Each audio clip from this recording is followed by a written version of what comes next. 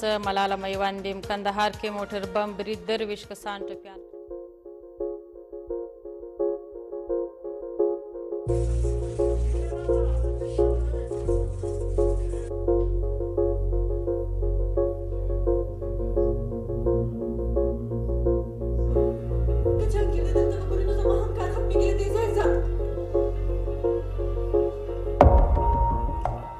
When you hear their voices again now, how does it make you feel?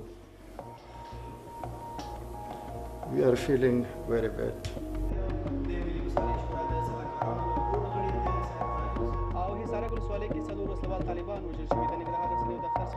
This is the fight between extremists, terrorists, and the people who want to rebuild Afghanistan. Extremists don't want some things like this. They said that the woman is just for home, for house.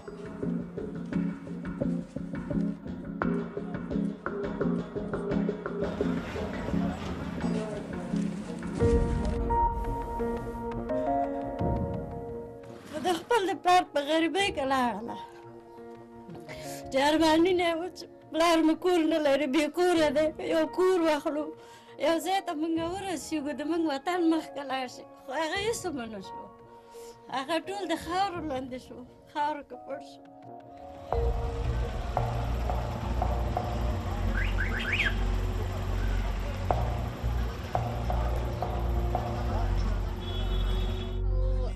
خوږو اورېدونکو خپرونه ویډیو لایف کې هم په ژوندۍ بڼه لیدلی شئ د انعکاس راډیو فیسبوک پاڼې څخه چې د انعکاس راډیو د فیسبوک پاڼې ادرس دی.